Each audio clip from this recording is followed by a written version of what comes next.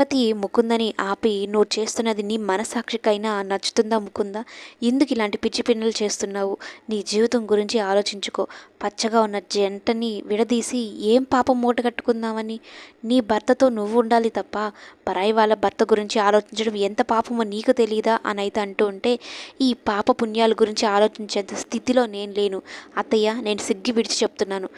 మురారి కృష్ణతో ఉన్నా సరే నాకు మురారి కావాలి. మురారితోనే నా బతుకు. కృష్ణ అయినా వెళ్ళిపోయింది కానీ నేను మాత్రం మురారిని విడిచిపెట్టి ఎక్కడికి వెళ్ళలేదే. నా ప్రేమను మీరెందుకు అర్థం చేసుకోవడం లేదు అని ముకుంద అంటూ ఉంటే, ఇక రేవతి, మా అక్క ఇప్పుడేదో మురారికి గతం గుర్తుకు రాదని, ఆదర్శ్ తిరిగి రాడని నీతో పెళ్లి చేయాలని అనుకుంటుంది. మా అక్క ఏది చేసినా ధర్మంగానే చేస్తుంది. ఒక్కసారి నిజ నిజాలు ఖచ్చితంగా నీకు మురారితో పెళ్ళి అయితే చెయ్యదు అని అయితే చెప్తూ ఉంటుంది. కానీ ముకుంద మాత్రం ఆ మాటలు అసలు పట్టించుకోదు. అయ్యో చిన్నత్తయ్య, పెద్దత్తయ్య నాకు అండగా ఉన్నారు. పెద్దత్తయ్య చేతిలో పవర్ ఉంది. అనుకున్నది ఏదైనా జరిగిపోతుంది. మీరేం పిచ్చి పిచ్చి ఆలోచనలు పెట్టుకో. మురారితో నా పెళ్లి జరుగుతుంది. నేనే మీ కోడలు అని మీరు మైండ్లో బాగా ఫిక్స్ అవ్వండి అని చెప్పని వెళ్ళిపోతుంది.